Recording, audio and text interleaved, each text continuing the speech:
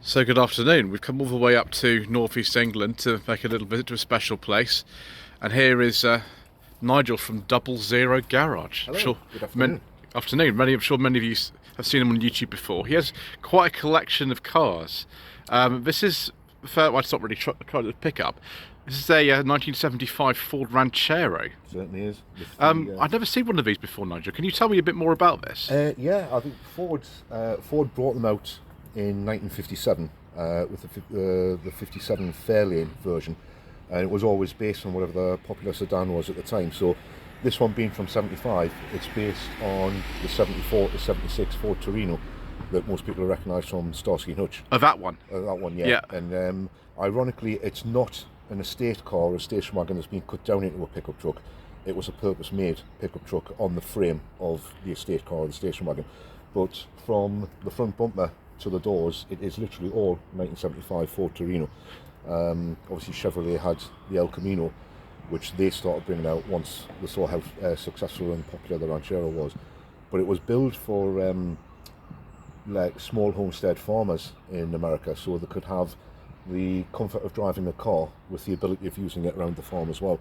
And it just took off over there, and absolutely brilliant. I love them. Fantastic. Let's have a look at the bed of this. Like, how big is this? Because it looks to me quite sort of sizable. 6 foot long and 4 foot 6 inches wide.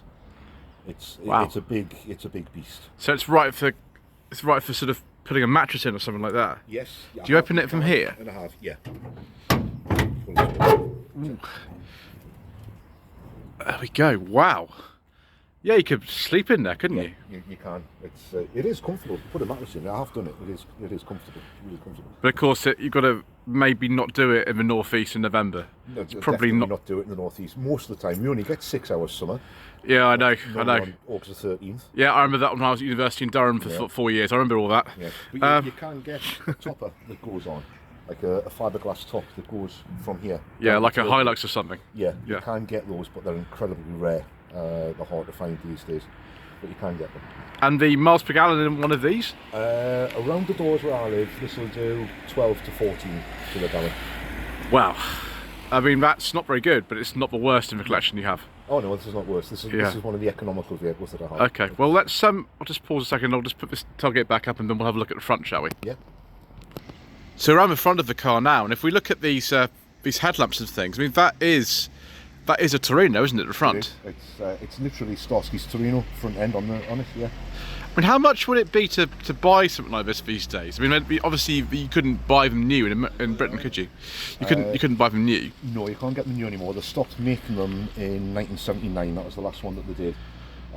This one I paid the equivalent of 5,800 for back in 2020. Okay. So it was. I mean, the El Camino from Chevy seems to be more loved and respected than the Ford Ranchero, but it has its own following, and I'm more of a Ranchero person than an El Camino person, although I have had an El Camino. Anybody that's watched my channel will know I used to have a 69 El Camino. Right, okay, well you're more of a sort of Ford person anyway, aren't you? You like your Fords? I do. I like Fords and I like more Pars. Yeah. Excellent. Can we have a look at the engine? Yeah. But this is the 351 Cleveland. So 5.8 cc V8 on it. It fires up, it runs and drives. It's just not a good idea to use it at this time of year, unfortunately. No, not really. Let's have a look at these purple cylinder heads in here. So we've got the big air cleaner on the top for the carb, and then purple cylinder heads. Wow, I mean...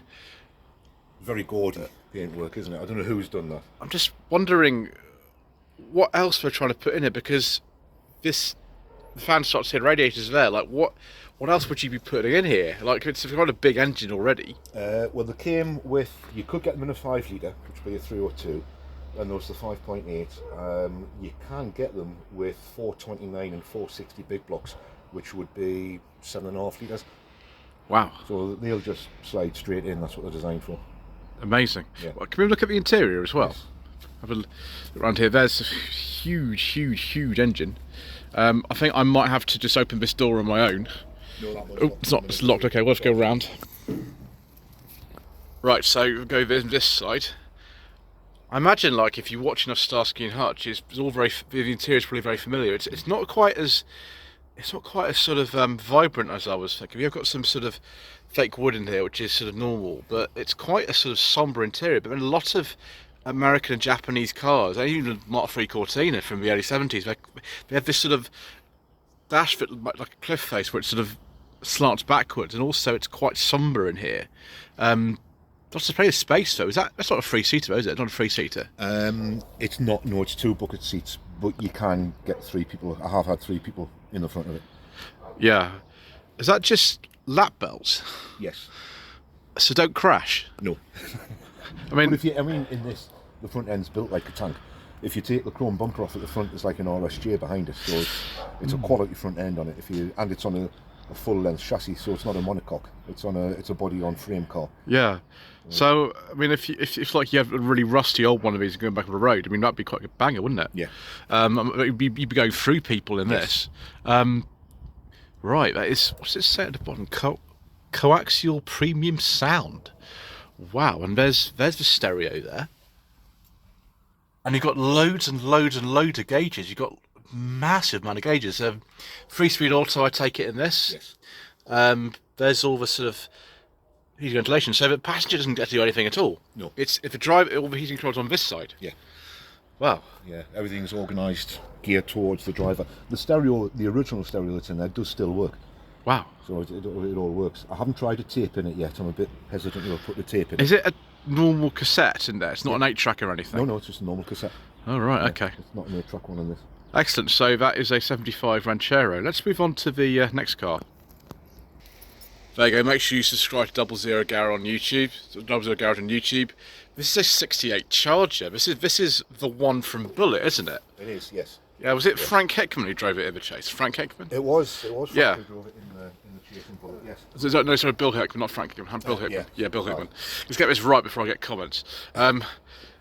Wow, look at this. I mean, if you watch the Bullitt chase, I mean, it's what 11 minutes long or something. You do see plenty of the interior in that as well. You're right about the rear legroom in here. That's Yeah, not. there just isn't any. Could the seat just move like this? Does it? There's a little lever down at the bottom, at the back of the seat. Oh right, okay. I'll just fiddle with that in a moment. Oh, we've got windy rear windows in here. That's impressive, isn't it? And it is a three-seater in the front. This one is, yeah. Yes, it's a full 6-passenger car, isn't it? Yeah. And also loads and loads and loads of gauges. Older style foot-operated parking brake. Again, 3-speed auto Yes. with fire extinguisher, because it's a track car, isn't it? It is, it could be. I mean, I do have friends that race them. I would have thought they were too valuable these days to put down the drag track, but there are still people who do throw them down the drag track. Not the easiest things in the world to control, and not the It'd be best sort of driving. sliding around at the back, wouldn't you, in this? Yes, it slides very easily at the back. And how is the fuel economy? Around here, It's not good, is it? where I live, this will do between 8 and 10 to the gallon. And you'd have to use premium fuel. You can't. It runs on E5. You can't use. Yeah, No. you have to use E5. Yeah. Yeah, it doesn't like E10. It won't even attain starting something's an E10. Yeah. So- Crazy. Just E5 goes in it.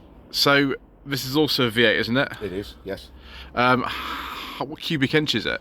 It's a 383 cubic inch, Oh my gosh. which makes it around about a 6.3 litre V8. A 6.3 litre V8, and I take it you could get larger engines in that as well. You could get the 440 or the 426 Hemi, which Goodness. is the desirable one that everybody wants. This is just the smaller one. This is the smaller 6.3 one. litres. Yes. I can see why it's sort of not the most economical thing. You could also get a 5.2 litre, 318 cubic inch, and if you can find one, they're really rare. They did do a 4-cylinder version. A 4-cylinder. They did a 4-cylinder, although I imagine that would be pretty gutless. I mean, that wouldn't be able to get out its own weight, would it? I wouldn't have thought Not so. a big, heavy thing like I think this. it was a 4.1 when they brought them out. I think that was the smallest one was a 4.1 litre. But they're now insanely Wow. rare. So how heavy is one of these? This is very close to 2 ton. Gosh, like, you know, even a lot of modern electric SUVs are lighter than this. So no wonder you get 8 miles per gallon. Yeah. Can we have a look at this monster of an engine then? So here we go. This is the 6.3 V8 with a 4-barrel carb. I also got a sort of interesting colour on top of here. It's got turquoise bits. Yeah. Wow, I already have this radiator's been done, hasn't it? Yes, I did the radiator. So my old radiator clogged up. So I did the aluminium radiator, new hoses, new water pump, new thermostat, and I put all those in. And I'm busy working on the headlights, all the wiring sitting there. And then everything else is pretty much original. I've taken the air conditioning system off, and I've taken power steering off and put manual steering on it. So you got no power steering? It's got no power steering now, it's just manual steering. Isn't that going to be a bit heavy? Only when you're trying to do a 3-point turn in a car park. I imagine you sometimes have to do that in this thing. Yes, and I don't want to do it again. Yeah, okay, let's avoid that. Once it's moving, it's just like driving any other car. It's no different once it's moving. Yeah. The only awkward part is if you have to do a 3-point turn. Yeah, I wouldn't want to do that in one of these. You might damage it. But I imagine like chrome bits and things are not easiest to find. No, this grille is one of the most expensive parts to buy. Oh gosh, you've got hidden headlamps in there as well, haven't you? Yes. Oh, the headlights. There we go. Just like on the Bullet car. Yeah. Wow. How much is a 68 Charger these days? I mean, in this country, the price will be different from America, won't they? These days, the cheapest I've seen one for is about 50,000. £50,000. Yeah, the most expensive I've seen one going for over here was 85, 90,000. So this is a very, very, very valuable car. This is, yes, and I'll leave it stood out here. Okay. I mean, I'd probably get myself some storage if it were me, it's going in here eventually. Yeah. It needs a little bit of body work doing now, so it'll be here. But obviously, if anybody wants to subscribe to the channel, they'll see the body work getting done when it goes in the garage. Excellent. That's a good idea. Yeah. So just have a look at here. Yeah, it's quite a sort of wide angle V8, isn't it? It is. Yeah, very wide angle. It doesn't look that difficult to work on, though. It's very easy to work on. It's unbelievable how easy it is to work on. The only problem I have, because it's got, instead of the original exhaust manifolds, it's got headers on it. Yeah. And the two spark plugs in the centre on this side will only come out from underneath. But that's the only issue. And this isn't the time of year for changing spark plugs, so it's never a problem. No, not really. Right, anyway, I'm going to get in the back seat and see if I can actually get in there now. Good luck with that. Thank you. Okay, so Bill Hipman's in the front, I'm in the back. Right, if I put this back here, am I going to have... Oh, it's all right. It's not too bad. Headroom's fine. It's very dark in here. I mean, if you're in the Californian sunshine, you're going to get your legs burnt in here. You absolutely will, won't you? Little dome light here, actual dome light. Yeah, it's all right. It's full leather in here, isn't it? Full leather. I think this is all vinyl on this one. Is it? Yeah. Vinyl? Yeah, it's not leather, it's vinyl. Oh. Right, okay, it's a bit cold in here. Let's get out and look at the next one. So the car that's in the thumbnail is this Mark III Cortina. Is this a 74? It's a 75. 75. It's not just any Mark III Cortina though. This is actually a South African one. Yeah. And it's got a 3-litre S6 V6 in it. Certainly has. Yep, we've got the big 6 badge in the back of this. Yeah. So that's not just like any Mark III. No. A lot of them are coming in for South Africa now, aren't they? Like that's where lots of them are coming in from. They are, yeah. There's apparently they're on just about every street corner in South Africa. I was told when I bought this one, and they're incredibly cheap over there to buy. So people in the know buy a load of them, bring them over here, and then sell them to enthusiasts like myself. Yeah, excellent. I mean, I can't remember. I went to South Africa in 2011. I can't remember actually seeing any over there, but I was in the wrong part of it. So these wheels are interesting. They're not original, are they? They're not. Originally, it would have been on 13-inch Ford wheels. Yeah, steel wheels. These are South African TSW wheels, and they're 14 inches. Oh, right. So They look all right, don't they? They do. They look quite nice. They look good once they're polished up. I have bought a set of 13-inch road face alloys for it, though. Yeah, excellent. Can we have a look inside the Cortina?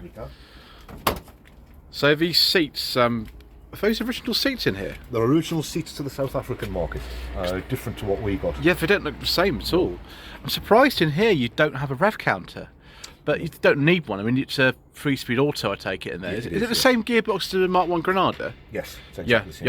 I've driven one of those, a 2.5. So it's the Borg Warner automatic. Yeah, I remember those.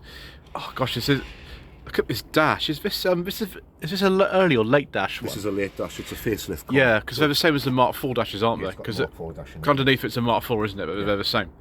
Yeah, I remember these wiper indicator stalks and things like that from when I drove a Mark V Cortina. They're very similar. Very, very, very 70s colour, isn't it? This sort of dark blue vinyl that's slightly sort of cracked on the top, but it's not too bad actually. And then this sort of different coloured blue, and then another blue for the seats. You've got 3 different types of blue in here. Imagine you could get a 4-speed manual as well, couldn't you? One of these, Yes. But it's just what was around at the time. I take it. Yeah. So how long have you had this car then? I've had this one for about 2 years now. I've had this one. It does run. It's not running correctly. I need to fiddle about with the carburetor on it. And what sort of carb is it? Is it a Pierberg or a Weber? It's the 38D gas. Okay. Got a 38D gas on it. Would you like to have a look? Yeah, let's have a look at the engine. I was just saying to Nigel, actually, it's amazing that this V6 model actually has the more basic front end. I mean, I expected on a 1.3L or something from this era to have these, but actually this is one of the higher models and it's got the same one. So the engine's actually a little bit squeezed in here. The radiator's right up against the front of here, and the bulge of the bonnet is actually different to accommodate the engine. So how much horsepower does this have? I would have no idea, to be honest. Is it? I've never investigated it. Because I know on the Mark III Capris, it's about 138 horsepower and 3 litres. We would imagine it would be close to that. Yeah. We'd probably be close to that. So we're on points and carbs and all kinds of things in here. Yeah. Great sounding engines, of course, these when we're running properly. Yes. It's amazing they didn't make this variant for the UK market, because obviously they exist. Here is one. It's a shame really, because you get that in a Granada, you get it in a Capri. Yeah. I think Mark 1, 2 and 3 Capris you get 3 litre S6 V6. Yeah, but they never put one in a Cortina. Strange. No, it is weird. Maybe they just thought that the 2GXL and the 2000E later on, which is about the same time as this, that was sufficient for most people. Yeah. But yeah, it's good. I have yet to drive a Mark III Cortina. I've not actually ever managed that. It's a shame. You can always come back and drive this one when that's very kind, yes. Particularly if it was an auto, it would be a bit easier for me as well, because I don't get on with old manual cars. I have sort of problems with those. But there we go. Right. There's the Mark III Cortina. We've got one left to look at as well. Little bonus sort of over here. This is a 1996 Ford Mustang. It's just the base model of these. They're not actually that expensive. This car costs less than £2,000. The stripes were put on previously. I'm not sure I like it or not. It's very, very, very 90s, isn't it? Very 90s American. This has the 3.8 V6. It's not a V8 one. You could get one of those, but it's not. And in comparison with the 90s Ford we've got there, which we'll have a look at in a second, it's very, very different. There's no common parts in here at all between one of these and the Mondeo. Nothing, not even V-switches or anything. Cloth interior. But yeah, I mean, for less than £2,000 this car costs, it's okay. But we think there's a problem with this car, don't we, Nigel? Yes, we have a suspected blown head gasket. So oh dear. I've yet to investigate further. It actually doesn't belong to me, it belongs to a friend of mine. So I need to investigate further, see what is wrong with it, and see what it's going to cost to put it right and put it back on the road again. I'm not sure if they sold these engines over here, did they, the 3.8 V6 at all? No. They were only available in America. We didn't get Mustangs over here in right-hand drive form until the S550 came out. So I think it was about 2000, yeah, I think it was 2018-ish, I think. That's it, yeah, the current one, yeah. That's right. I mean, these are in America, they're probably everywhere. I mean, I don't see too many of them. I've seen some sort of car shows, not normally like the base ones like this, normally the sort of V8 ones, with like a leather interior and things. But I can't believe that this was less than £2,000. To me, that seemed like a very, very cheap car. It was. It was insanely cheap. I mean, it's got, I think it's got about 150, 170,000 miles on it. So it's being used quite well, but it's a lovely driver when it does drive. Everything works on it the way it should do. And it's just a cheap left-hand drive running around that looks a bit different to your normal Escorts or Astra that you may see running around over here in the UK. I mean, you're quite fond of left-hand drive cars, aren't you? I am, yes. You've got quite a few of them. I have, well, I've got two. This one obviously is not mine. I've got two of those. I just like American cars. Yeah. I'm addicted. What can I say? I love spending money on fuel. You do like splashing money on premium fuel, don't you? Oh yes, very definitely. Because you can't run this in an E-tank, can you? You can't run this one. I did try once. I was out in it, and I was really low on fuel, and I pulled into a garage to put some in, and they didn't have any E5s. They'd run out. So I put E10 in order to get it's an emergency, yeah. And it took forever to start at the fuel pump. So I just brought it home, went out in another car. Not again. No, not again, never. No. Some cars are all right on it. Some people will say that it doesn't affect the car runs fine. This particular one doesn't like it. I mean, I used to put it in my 1991 Volvo 460, and that is absolutely fine. That's not a problem. You can put it in certain cars. Hondas, I think, are okay from the 80s. That's not a problem. You put E10 in those. In fact, any Volvo, pretty much most of them, there's a couple of exceptions, but any Volvo after 74 will run an E10.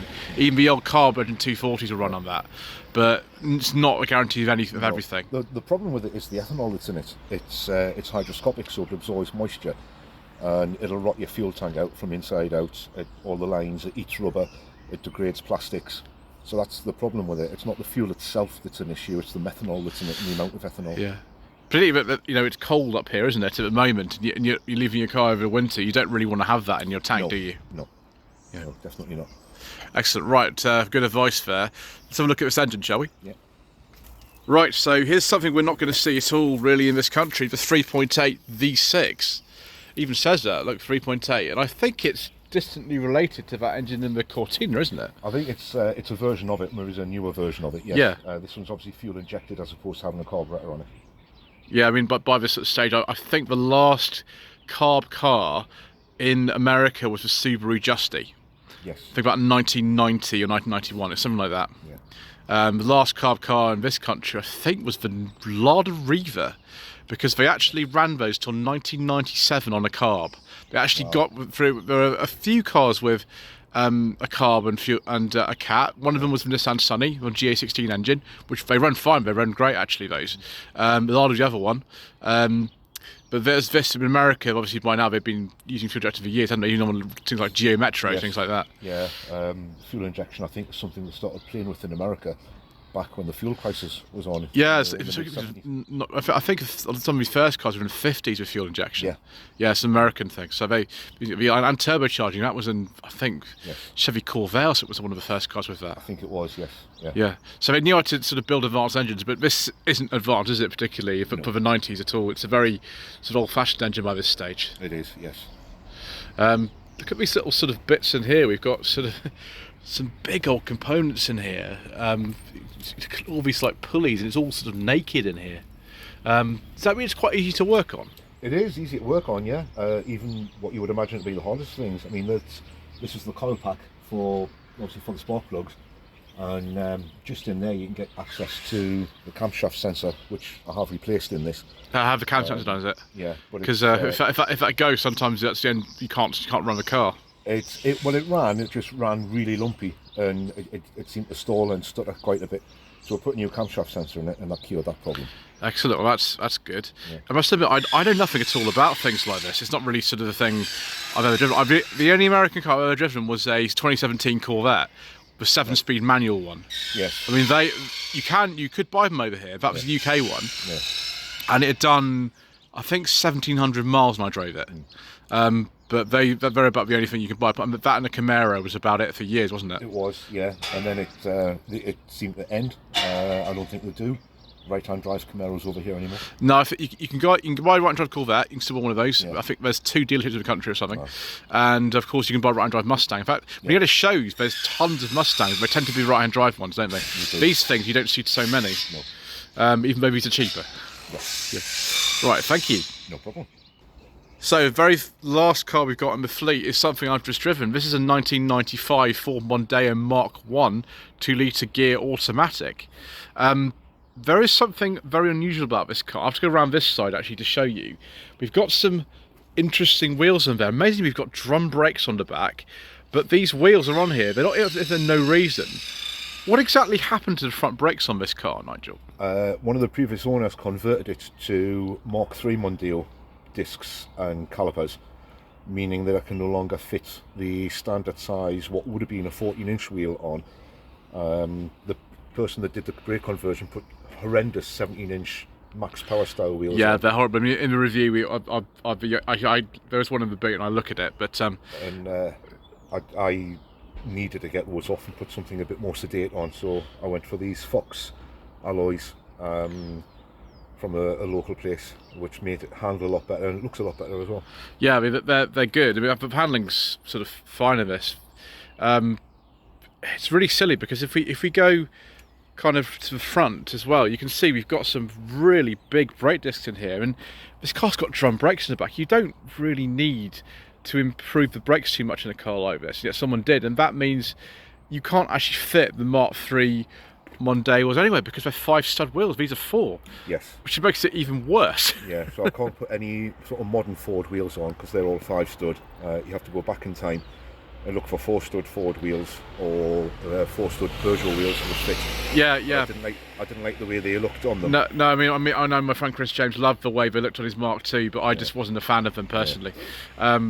I think you can fit Vauxhall wheels and things on these sometimes. Yeah. But in terms of fitting Mark 1, Mark 1, Mark 2 Mondeo alloys, you can't because the brake discs are too big. Because the brake discs are too big now, yes.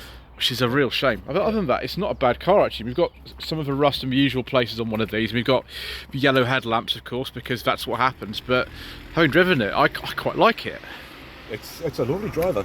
It's absolutely amazing. It's so comfortable and just takes you where you want to go without any problems at all. Yeah, with your little biro holder. Yes, no cup holders, but it does have a pen holder. It does have a bottom for your little bic for, you know, clipping to your shirt pocket and things like that.